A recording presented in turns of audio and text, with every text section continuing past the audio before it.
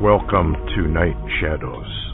I'm Stuart Best, where the paranormal is normal, where that which you thought you knew, you didn't, and where the future can be known if you know exactly where to look.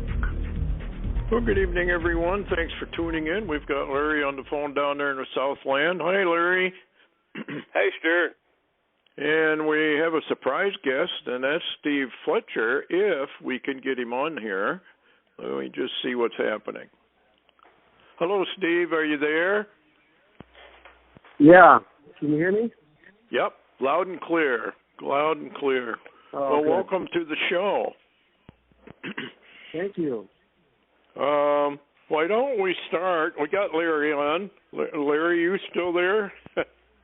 Yeah, and welcome, Steve. Thank you, Larry. Thank you, Stuart.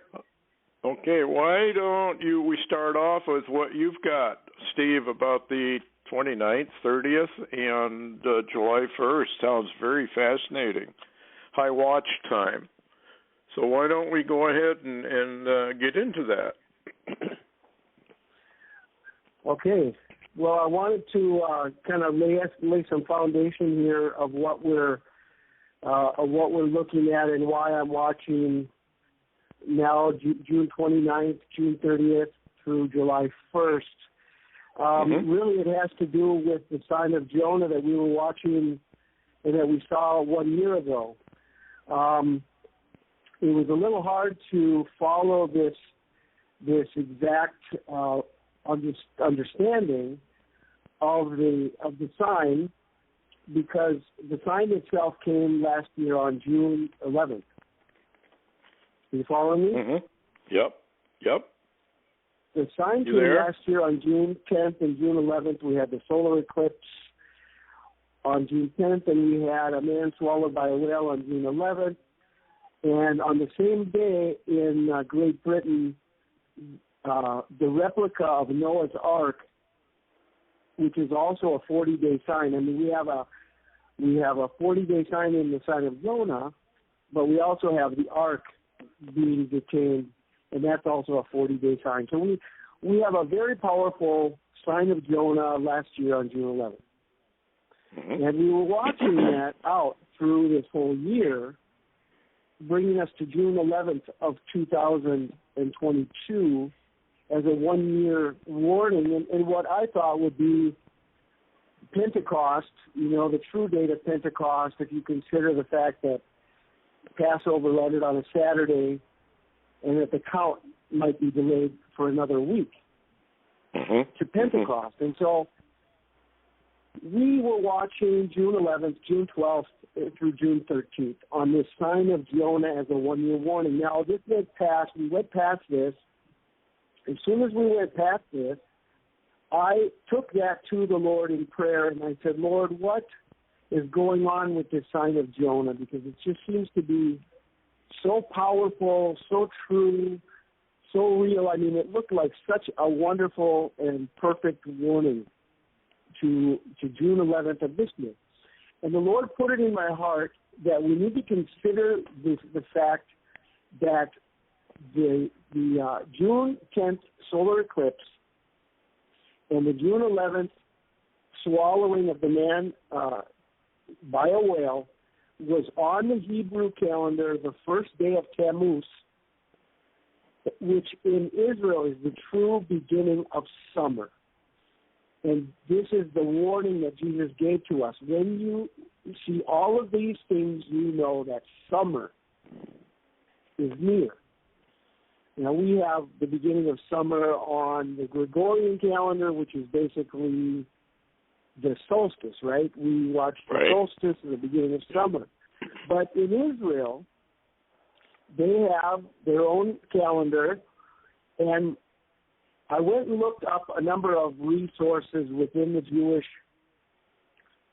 understanding of their calendar, and many sources show that just as you have, I mean, the realistic way to look at any calendar and any season would be, you have a spring, you have a summer, you have a fall, and you have a winter. and this is true in Israel. Many people think that they only have a winter and a summer, but spring is mentioned in the Bible. Spring is mentioned in the Song of Solomon, and if you take out their understanding, if you look at their understanding, it's the first 3 months is spring. The beginning of summer is the 3rd month through the 6th month. And then you have the 7th month, which would be the Feast of Trumpets. That's the beginning of the fall feasts. Right. So right now we're still coming into summer on the Hebrew calendar. So what I started doing then is I shared that piece of information, and I said, this is what the Lord is showing me. Let's look at the sign of Jonah based on the true beginning of summer, the date on the Hebrew calendar. Like last year when it happened, it was the 1st of Tammuz. Now the 1st of Tammuz this year is June 30th. See, and there's a change on the Hebrew calendar. It's not based on our Gregorian calendar. So as soon as I put that into my scope of vision and searching and everything else, then we come up with all of this stuff that connects with this. And so this is what I want to share with you. Okay, the sign of Jonah on the Hebrew calendar is June 30th of this year. That would be the fulfillment of the sign of Jonah. Then we have that exact day, June 30th, is the 7-year anniversary of the Star of Bethlehem from 2015. June 30th was the Star of Bethlehem. Now, within 2015, and as soon as I'll share this little part and then ask you guys what you think about all of this up to now, the Star of Bethlehem in 2015, if you go from the 2 total lunar eclipses, one was on April 4th and one was on September 28th, the 2 total lunar eclipses on Passover and Tabernacles, and if you go to the middle date, because there's 177 days in between the 2 total lunar eclipses, the exact middle date is the Star of Bethlehem. It lands like a perfect menorah in the middle candle in 2015 that lights all the other candles. That's the way the menorah works. You've got the shamash. It's the middle candle is used to light all the other candles. And so the Star of Bethlehem is a 7-year warning to this year, and it's also dead center of the 2 total lunar eclipses. The other thing about that is that June 30th and July 1st is also the exact middle of the year. It's 182 to 183 days in the midst. It's the exact middle point of 2022, of every year, really. Amazing. Well, Jonah is essentially a 9/11 because 6 is just turned a 6 upside down. If it took place on June 11th, it's a 9/11 warning, which you also found. We can get into that later, but you also found that on the Mayan calendar. You got a 9/11. So it's all beginning to tie together to the Lord is announcing, I think, and has been for some time now. And don't forget, we had that kid that was named Jonah. And that, I think, occurred 14 days later or something like that. That was today. See, this is the interesting thing. You've got 2 signs of Jonah from last year, but the second sign of Jonah was the condo that collapsed in Miami, and the first boy that was pulled out of the rubble was named Jonah, and the whole community was a Jewish community. Okay, so this is to add to the fact that it was a Jonah. Well, they're Jews. It's a Jewish community. Well, that was June 24th, Stuart, which is exactly from today. A 1-year warning. You look at what happened today with Roe versus Wade, and what could come upon this nation with all the chaos that's going to ensue because of this. Oh, we're going to be in a lot of trouble today from that.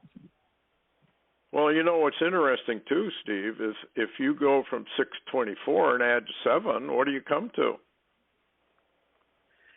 Exactly. So is today a 7-day warning? The other thing that connects with all of this, Stuart and Larry, is this planetary alignment. I mean, when you look at what's happening today, it's the 1-year warning from the condo collapse in Miami.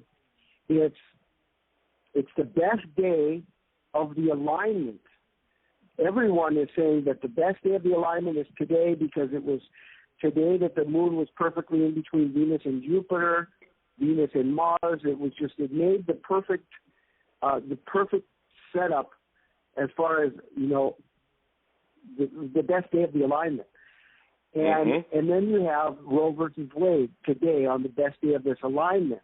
Well, the alignment goes through exactly the same time frame and will disappear come June 30th and July 1st because Mercury is going to move in its orbit closer to the sun and is not going to be visible after June 30th and July 1st.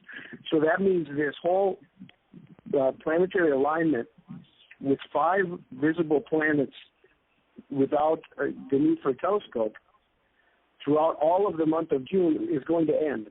You know, and Mercury is the messenger planet. And Mercury is going to disappear. I mean, is that the message? Are we coming down? And the way T.W. TRAMM shared about this is like a climactic wedding procession in the heavens. Like all the planets are even lining up for the coming of the Son of Man. I mean, it's like this is just so rare, everything that's happening all at this one specific time. Yeah, torchlight parade, so to speak. Midnight cry. So, yeah. Larry, you've been quiet. Well, no, I've just been listening. But I had a thought as y'all were sharing, about the different calendars and such, and Israel and its calendars. One of the things, I do remember both of you guys talking about June the 22nd. And, of course, multiple things happened, but nothing that just really jumped out at me. However, one thing that happened is that I find the timing interesting on is the Prime Minister Bennett of Israel's his government collapse. That's right. It was an absolute sudden collapse. It was not expected, and even I've read some of the rabbi information, and the rabbis are saying that this was God, that God decided to put a stop to the coming scenario of dividing Israel and Jerusalem. As you well know, for those that followed this, Biden and Bennett had been working out a deal to, divide the land, and that was upcoming. And then suddenly, June the 22nd, Bennett's whole government collapsed, and what people don't understand is he was saying goodbye now. He's leaving. And he said he had done all he could do. He said, I did everything I could. So with that being said, also something we're not aware of is, oddly enough, Netanyahu has 1 week, and this kind of fits into you guys' calendars here, 1 week to form a government. If he can form the government in 1 week and some are starting to move towards him, then there will not be a 5th election. He'll be the new prime minister. Now, if he cannot, then October the 25th will be the next election, the 5th election. What do you guys think? Go ahead, Steve. Well, we've got something that goes with that, and part of the reason that the government collapsed, and what I read was there was a decision to dissolve the Knesset and disband the government because of the vote that was taken to not annex Judea and Samaria. And this report came out on June 7th, that for the first time since 1967, Judea and Samaria may no longer be part of Israel. And they did an initial vote, and they voted against annexing Judea and Samaria, and that what they normally do is they have a vote that goes year by year, and they make sure that there's protection for those locations. But this year they decided to go against the traditional vote, and that if this vote is not reversed, then Judea and Samaria will no longer be a part of Israel, and they will have no support or protection under the Israeli government. Now, the thing about this whole thing, and the way I kind of put it together is all of these other things are pointing to this time, but all these other things are like stacked on top of what could be the most important piece of information is this vote that has to be reversed by July 1st. This goes together with the new government that they're having to form on July 1st. And so I don't know what you guys have read about that, but I think this really implies more of what could be the complete and final division of Israel. Mm-hmm. Because even in the book of Acts, when Jesus told the disciples, I mean, if you look at what is important in Israel, he said, go into Judea, Samaria, Jerusalem, and to the ends of the earth. So when you want to look at Israel, it's not just about Jerusalem. It's That's about right. these other locations which really are connected to the whole root and history of all of the kings, all of the prophets, Joseph, and all of the lines, you know, of the kings of Judah, Judea, Samaria. So that's also on July 1st. So I think that there's a connection between this new government being formed and this vote they need to do to save Judea and Samaria. Now, if they don't save it, and if they don't reverse it by July 1st, what do you guys think about that? That this could be what we've been warned about in the Bible, the division of Israel. What do you think, Larry? Well, I again go back to the fact that it appeared, and of course you never get the real truth, but it appeared that Bennett and his people were working with the Biden administration to implement this, and this could be a judgment suddenly that's come against them. And you know, from what I understand, Netanyahu has only 1 week to do to put together his government to go into office, and if he fails, then it will be all the way down the road to October the 25th before they can even have the election. So this is a really unstable scenario. Yeah, and it's interesting, too. It's a 666 day today. 6, 24, 2 plus 4 is 6. 2022 is 6. Isn't that kind of interesting with the Supreme Court decision and the trouble? And getting back to your torchlight parade or the parade of the planets, you have 5 visible, 5 is a number of grace, 7 total, and 7 is complete. Is there a message in there, do you think? Well, I don't know, folks. It's all starting to line up. And then in one day it's going to go from 7 to 6.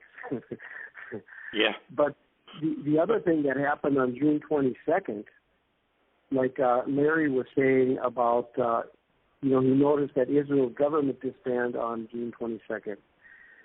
Right on the solstice, we had the first toddler vaccinations, and the report that came out first, the first report that I saw, and the name they put out of the child that was vaccinated was named Kevin Lazarus, and he was vaccinated at Cohen public health hospital in New York City, and Cohen is the name of priest. It means priest. Yep. And you have Lazarus. Now, the connection that I saw with number one, why would they choose that name? That's a obvious mocking of those who are the dead in Christ that are going to rise first. Lazarus is a representation of the dead in Christ who will rise. But the other thing is that the whole story of Lazarus is connected to the season change between either the equinoxes or the solstices, when Jesus said, "Are there not 12 hours in a day?" Yes. If you walk during the day, you will have the light. If you walk at night, you will stumble because you will not see where you are going. And the fact that Lazarus was vaccinated, the first child, and he's a 4-year-old. A 4-year-old. We have a 4-year delay of the fig tree. Yes. And Lazarus being there, and he was vaccinated on the summer solstice. So I think there's a definite connection there, and that to me seems like a real 7-day, or one of the final warnings we could get, because the dragon is now coming for the children. That's the way I've seen this whole thing. They started with the adults, and it's been voluntary. Everybody who wants it can get it, but now they're coming for the children, and this is like, when the dragon comes for the children, this is the time that the baby's going to be caught up to the throne. Is this also connected to this whole 7-day warning to the end of the planetary parade and the Star of Bethlehem and the sign of Jonah? And what do you guys think? More than interesting. And, of course, China is probably behind the whole thing, which is the Great Red Dragon. That's how it's known as, the Dragon Nation. So it's all kind of interesting. And, of course, then we have the destroyer from the cosmos coming in. The sun is acting very strange. And we got this planetary alignment, and now we're having an increase in earthquakes, whatnot. But one thing that was interesting, too, the solar eclipse on June 10th, 2021, was actually known as a wedding ring eclipse, a ring of fire, and that is symbolic of the birth of a baby. That's what they call it. When the head comes out, it comes out, it causes a ring of fire, they call it. So we had a wedding, and here we are, coming up on what you're talking about. It's really amazing, these kind of things all coming together. And the other thing I noticed, too, you remember the guy, Return of the King, I think, Ministries, who had all that stuff on YouTube about all of the alignments that took place on the 15th? Remember him? Well, yeah, George. 15, isn't that the number of, I got to find my book. What is 15, Larry? Do you know what it means? I think it's rest. I'm not sure. I don't have it handy. Yeah, I don't either. I don't remember those kind of things. The older you get, the more you don't remember. Kind of interesting. But if it is, I think it's either victory or rest, one or the other. And so here we have 15-day delay to the rest. His analysis was, I thought, very, very well done in all the alignments. And I noticed in your what you presented, you have Aldebaran in here. It's not What's in that? line, but it's one of the stars, right? Well, that's connected. Aldebaran, the star Aldebaran. That is that's where all the German Third Reich UFO anti-gravity stuff came from. They claimed they were channeling, and they said they were from Aldebaran. So it's connecting directly to the arrival. Is it the Eye of Taurus? Yes. Is it the Eye of Taurus? Yes, it is. And the bull. And it's not just any bull. This bull is evidently a very wild creature that you basically cannot, how do I say, tame it? If you ever lived on a farm, you would have run into a bull or a cow that you simply cannot train. They're just wild creatures, and they're very dangerous. So anyway, I just thought all of this is interesting, and could you continue on with stuff you've got, other stuff? Because I know you brought a lot into it. Well, what I've shared right there is basically the nuts and bolts of everything. I mean, we're seeing lining up. The other thing that TRAMM, I shared a message that he wrote. He doesn't do videos very often. He's an excellent writer. He's got a website. He's written books. He's got a website called The Season of Return, and excellent writer. And he puts so many thoughts together. He does a really great job. One thing that he brought into this whole mix is the fact that Tammuz 1. Okay, we're watching June 30th, which is Tammuz 1. Okay, that's the beginning of summer. What we're talking about is what Jesus, gave to us was the sign of, now learn this parable from the fig tree. When its branch has already become tender and put forth leaves, you know that summer is near. And so this is a sign that we're to be looking for in this conjunction. Well, you look at the two cows that were born in 2014 that had the number 7 on them. Yep. So you have 7 years bringing us to 2021, but now you've got an entire year. Where could that be pointing us to? And the whole connection to Pharaoh, the whole connection to the dreams of Joseph, the dreams of Pharaoh that Joseph interpreted, and 7 years of prosperity, then there will be 7 years of famine, and the whole idea of a 7-year warning before the final 7-year judgment. But what TRAMM added to this whole scenario is that Joseph's birthday is Tammuz 1. Well, Joseph's the type of Christ. Well, Joseph, yeah, he's the savior. He was the savior of Egypt and of Israel, in Egypt.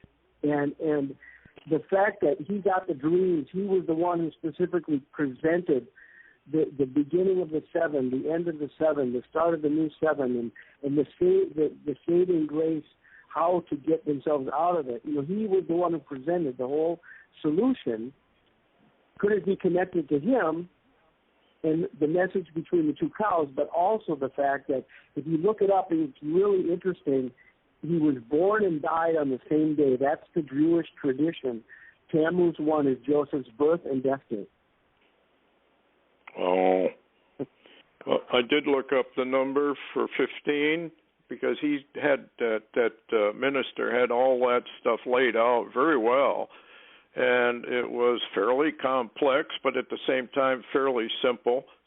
And he was very excited that was going to be the return time. And, of course, it didn't take place. But from the 15th, you add another 15, you come to the 30th. And the number 15 does, in fact, mean rest. 15, I'm quoting here, 15 is the number for reset and also rest. Rest is the result of being delivered or deliverance or salvation. 3 times in the year, Israel rested on the 15th day of the month. And that's where, of course, he was coming from, that it was the code of the 153 fishes was an actual 3rd month, 15th day is what it pointed to. So I find it very, very interesting that 15 days later, here we come.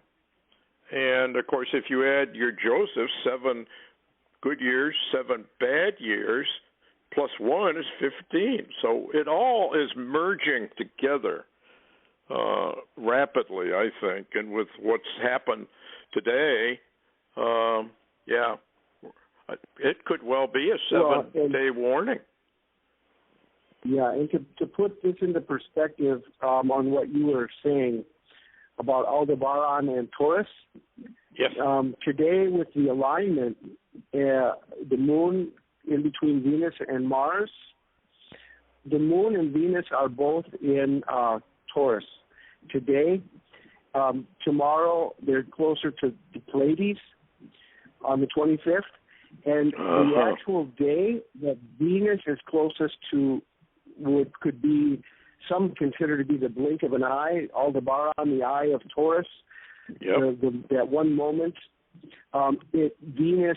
Venus's closest conjunction to Aldebaran is exactly on June 30th. Within all of this. Oh, really? The moon and the sun are conjoined in Gemini on the 30th, while on the 1st the moon is moving into Cancer. And so what T.W. TRAMM presented in this whole procession is the fact that on the day of Joseph's birthday, on the day of the ending of the alignment, you've got the sun and moon connecting in the representation of the, Christ and the bride, Gemini. Yes. And then the moon moving into Cancer, which represents the throne of God and our eternal rest on July 1st. And it was just an amazing presentation that he put together, and I was blown away with everything else that I was already seeing for these days. To hear that Joseph was born on Tammuz 1, it just blew me away. Yeah. Wow. Well, I guess here we go. We sit, we watch, we pray always that we be found worthy, and it sure, everything is coming together rapidly. This Supreme Court decision, I don't know. What do you think, Larry? You've done a little bit of research on what that possibly is going to mean for the summer and probably this weekend. What do you think is going to happen? Well, I was thinking, and this, of course, this isn't all that spiritual, but I was thinking, if I remember right, it's been quite a while since I've watched that movie Stargate. But if I'm not wrong, when they did a finding with that Stargate, it took them straight to the Aldebaran or that star system, which is odd. I think that was mentioned. Yes. Yeah, and I find that really, really odd involving the Stargate. And I was thinking also was the fact that I was going to ask Steve, I noted, I hadn't had time to watch all of that, but I've noted that he brought up some stuff about Barack Obama, and I was wondering what that connection he might have with all of this in this time frame. Well, the interesting thing that I found, okay, if you go back, here's the situation. The last time 5 planets were visible, okay, in the sky at once without need for a telescope was December of 2004, okay?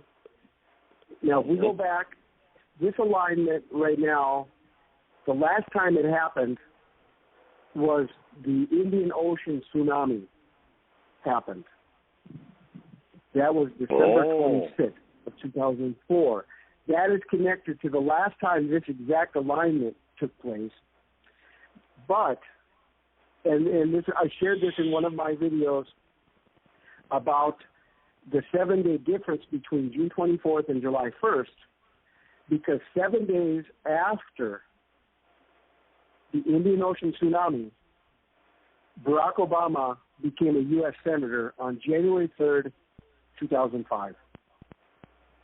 7 days after the Indian Ocean tsunami. Well, these alignments, I think, cause a lot of trouble. They've seen a big uptick in earthquakes, and of course, you got all the planets and everything all on one side. So it doesn't surprise me at all that something could really break loose that would be a stunner as far as humanity goes, which is, by the way, sound asleep, folks, for the most part. I'm not talking about people who are wide awake, obviously. Yeah, go ahead. What do you guys think about the connection between, like, you have the first day, okay, June 23rd, yesterday, was the big decision in New York to uphold the right to conceal carry, and now they're disbanding Roe versus Wade the very next day. Do you guys think that that's connected by saying, okay, everybody has the right to take their guns, conceal carry, and now we're going to give you a reason to use them, and they cancel abortion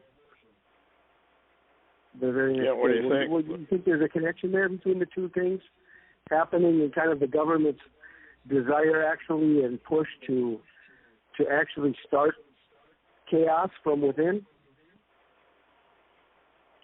What do you think, Larry? Well, it's certainly possible. When you ask me about anything going on in government, I'm skeptical on any decisions they make. But something else that I was wondering too, Stuart, is the fact that because I'm trying to get my remembrance straight, when the Mayan calendar failed to produce in 2012. What year did they say that really represented? Was it 2022? Yeah, there's been some argument over all that, but it was December 21st, 2012, was theoretically anyway. They recycled into a whole new calendar, basically, and I think that's what you were trying to point out, weren't you?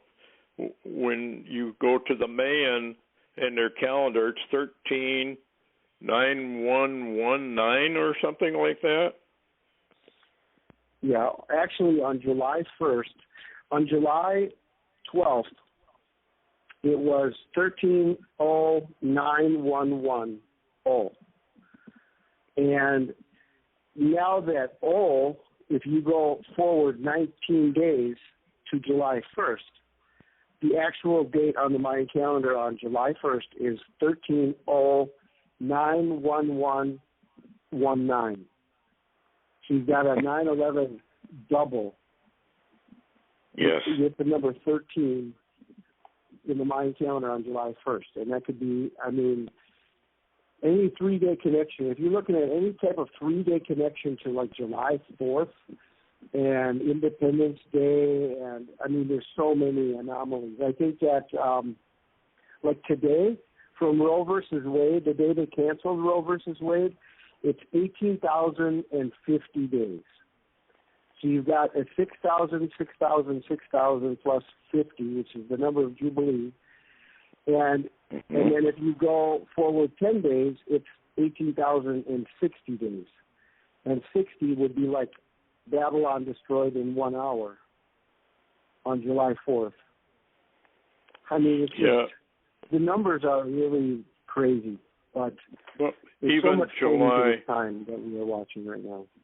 Yeah, even July 1st is 7 plus 1 plus 6 equals 14, which would be pointing to the 7 of the fat cow, lean cow. And we are running into agricultural problems. No, here's another thing that I haven't even shared on my channel. But if you have a person reading the Bible who doesn't know anything about the feast and the Hebrew calendar, and you go to the Bible and you read, what day is the Feast of Trumpets?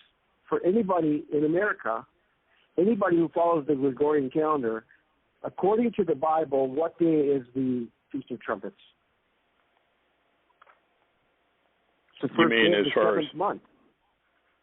Yes. July 1st on the Gregorian calendar. Well, it's kind of interesting that all of these numbers and the events that are coming along all seem to be converging. And the Lord did say, when you see all these things basically converge, then I am at the door. And he's been giving us warning after warning. We already, I believe, if you go to Psalm 90, it's very, very specific that 80 years is the end of Israel. In other words, she's got a lifespan of 80 years. It's first 70, but if by reason of strength, she has another 10. And within that 80 years, somewhere in the fig tree parables, you have the 4-year delay. Well, everybody thought that probably things were going to happen, back in 2018, be the 70th year for Israel, and nothing happened, so you got to add the 4 years, so you're 2022 for the start of the tribulation. Now, to add to that, the experts claim this is a Shemitah year of change, when, boy, are we watching change. And then we enter Daniel's 70th week, or the Great Tribulation period. Now, I know a lot of people don't believe in a pre-trib, at-trib, or slightly into-trib rapture. However, Jesus referred to the marriage supper constantly, and weddings, and all of that. And we had the wedding ring eclipse back there on June 10th. So I find it more than a little interesting. What do you think about putting all that together to add to it? Seems like 2022 is a pivot year. Well, yeah, and then you've got, from the Dome of the Rock on 687, 1,335 years. 2022 is so pinpointed. Even the word Harmageddon, if you go to the Hebrew, because when you go to the, I just would just ask everybody to look this up and consider this, okay? When you look up the word Armageddon, which is used only once in the New Testament, in the Bible, Armageddon, it says in the Hebrew means Har Magedon, right? Har Magedon. And Har is the word that means mountain or hill, and Magedon is a location. But if you look up Har in the Hebrew, the number of Har is 2022. That's the number in the Strong's Concordance for Har Magedon.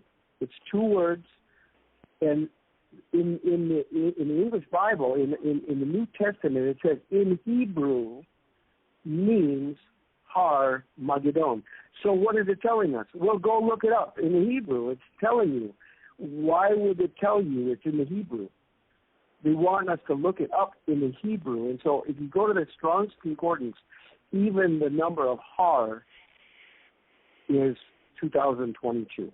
And it's just like when the Noah's Ark rested on the mountains of Ararat. That's Har. It's 2022 is the number for the mountain of Ararat. Yeah, a lot of things are adding into this. Now, if you go from the wedding ring eclipse on June 10th, 2021, and you come to July 1st, it's 381 days, I believe. Could check and verify that. But 3 is the number of resurrection. 8 is the number of rebirth or eternity as well. And 1 is union. So all of these things are beginning to add together. And, of course, let's say that this is trouble. Let's say it doesn't have anything to do with the rapture, which I believe it does, but let's just say it doesn't. It certainly is signifying trouble is on the way.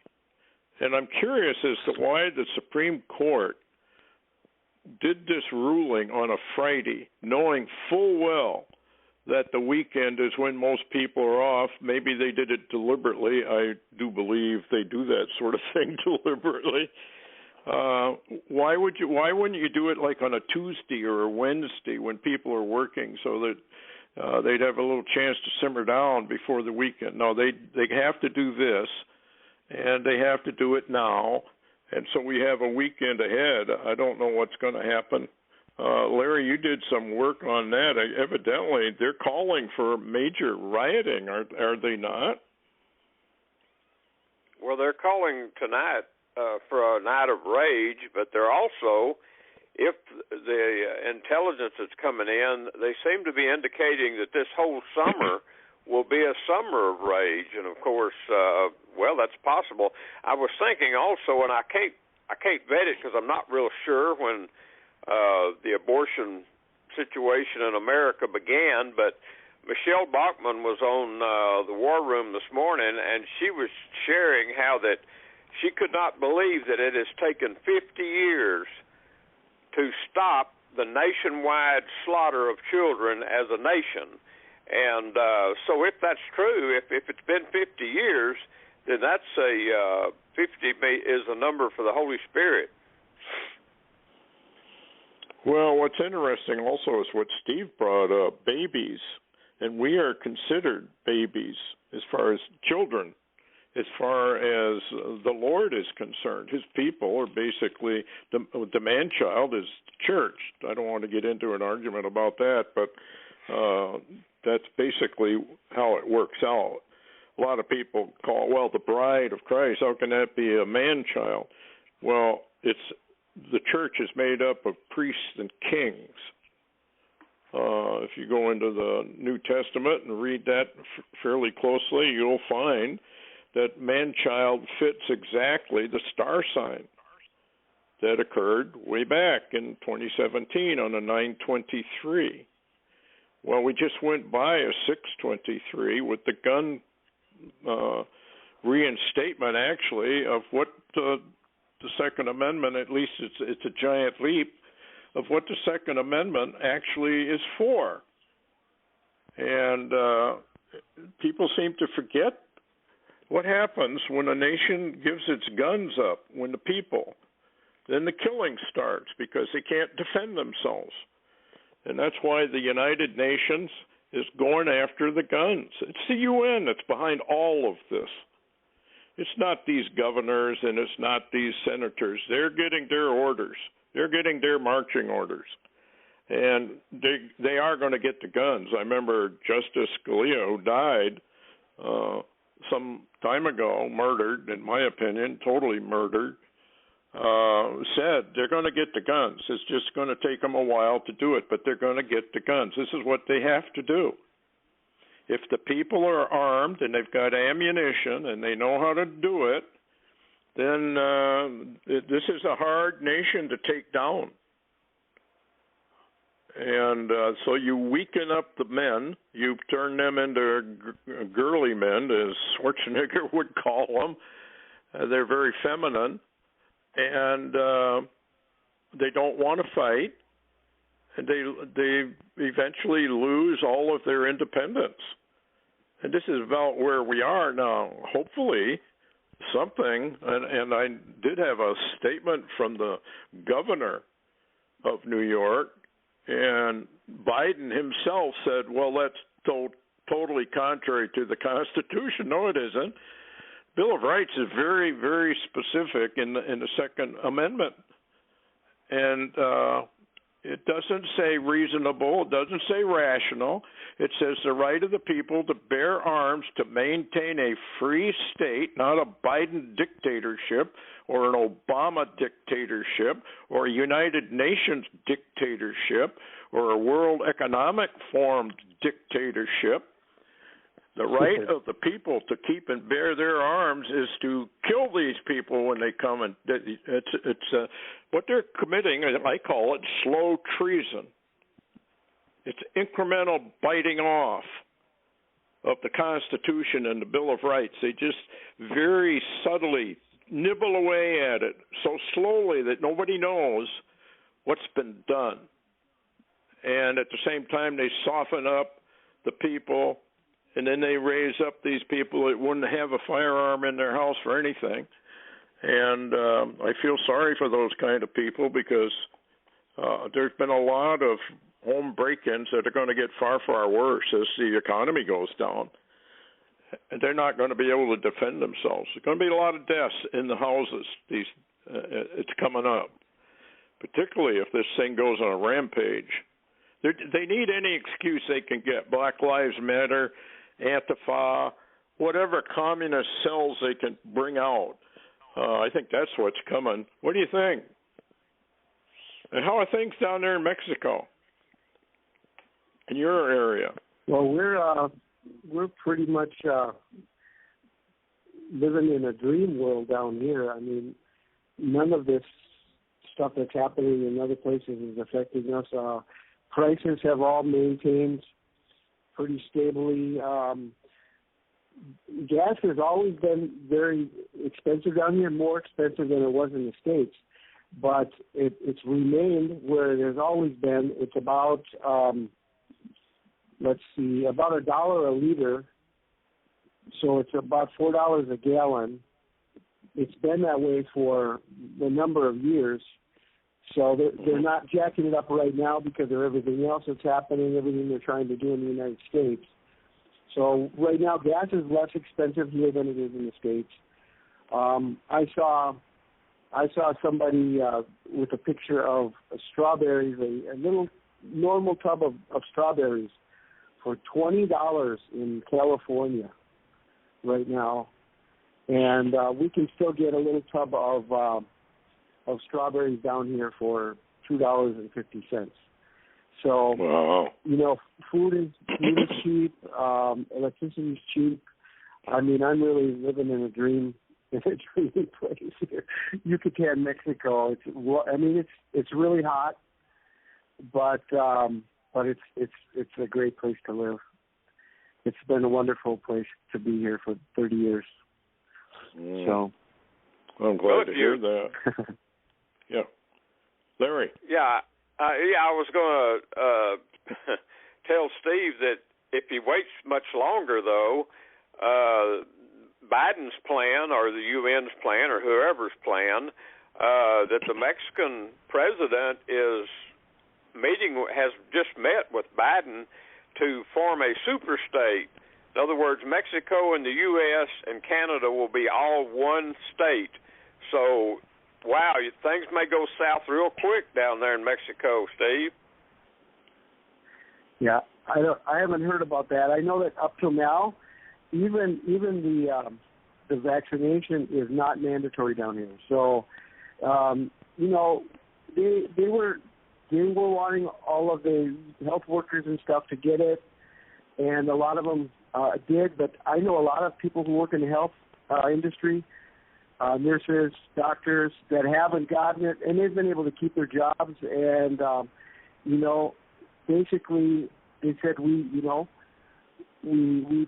promote it. We want people to be safe, but everybody's got their own choice. And so we've had no problem. They're still wearing masks down here. Like if you go into a mall and stuff and into grocery stores, you have to wear a mask. But everything else is you know, it's easy to get around. Mm-hmm. And no government control here at all where I am. Well, what Larry was talking about is the bioregion 1 that they're forming up. They've got 10 bioregions, the United Nations does. And originally, bioregion 1 was Canada, the United States, and Mexico. And then they kind of deviated from that, but this superhighway they're producing and merging and getting rid of the boundaries. That's for bioregion 1. And where the UN sits, of course, in the great city, Babylon, the Tower of Micah, according to the Hopi. And they went there and tried to warn them, and they didn't want to be heard. So America has to go down, folks, and the only escape you have is the Lord Jesus Christ. You don't have any other escape. That's it. It's coming, and it's coming fast. What else have you got, Steve, that you'd like to bring? Well, yesterday they started the first monkeypox vaccinations in New York. What do you guys think about that? What did you guys hear about Joe Biden, too? He just said very plainly that they need more money, not for more vaccines for the children, but because they have to prepare for the second pandemic. Did you hear that? Yeah, I did, and I think they're gonna try another wave of it. They didn't do a good enough job. Businesses sprang back, so I believe they're going to try another lockdown. I think it'll end up in a revolution, but they're going to try it. Global deep state made up their minds. We're going to rule the world, and that's it. And if you don't like it, that's tough. We'll just round you up and kill you if you don't go along with what we're going to do. And then you got guys like Klaus Schwab who said, we have the means to do this, so it's going to happen. So this is where the American people are at. What they're going to do about it, I have no idea. If they're going to fight back or acquiesce. I got a feeling they're going to acquiesce. What do you think, Larry? Some states will fight, others won't. I think Anton Johansson was right. We're going into civil war. I think that if you're in a democratic state, you're conquered already, basically. And if you're not, you're going to leave the Union. You can see it coming. Yeah. Yep, and they're not going to quit. They mean business. They've always meant business. I know people poo-pooed it. I remember when I came out with Iron Mountain Blueprint for Tyranny, I don't know how many years ago now, 35 years or whatever, and all I heard was, that'll never happen here. Well, folks, it already happened. And the Bible said it was going to happen. And if the Bible tells you it's going to happen, and I based the entire Iron Mountain video documentary basically on the Bible, and just used government documents to prove that the Bible prophecies were being fulfilled. And it really stirred up a firestorm. Any last word you got for us, Steve? It's a heads up for sure, isn't it? Well, I'm always sharing signs of the coming of Christ and warning everybody to be ready always. Many people say you should just stop looking at dates. You're never going to understand it. But I have a promise in the Bible that I follow that I believe 100%. And it says, he who seeks shall find, right? So I never stop seeking because the Bible is given for us to unravel these mysteries. God said it is the glory of God to conceal a matter, and it is the glory of kings to search out the matter. And so that's right. We follow everything. We follow all the signs. We follow all the news. We follow astronomy. We follow the stars. Why do we follow the stars? Well, why did the three wise men follow the stars? What did they find when they followed the stars? It's all written in the stars. It's together. This I believe this alignment is one of the most powerful messages of CLIMAX, that we are coming to the end of this road here, and judgment is about to hit. And so just be ready and make sure, if you haven't received Christ as your Lord and Savior, this may be your last chance. Absolutely could be our last week here. We are just waiting and ready always for the return of Jesus Christ. Yep. Thank you for coming on, Steve. Thank you, Larry. I guess we're running out of time here. So anyway, good night, everybody. Take care. Thank you. Good night.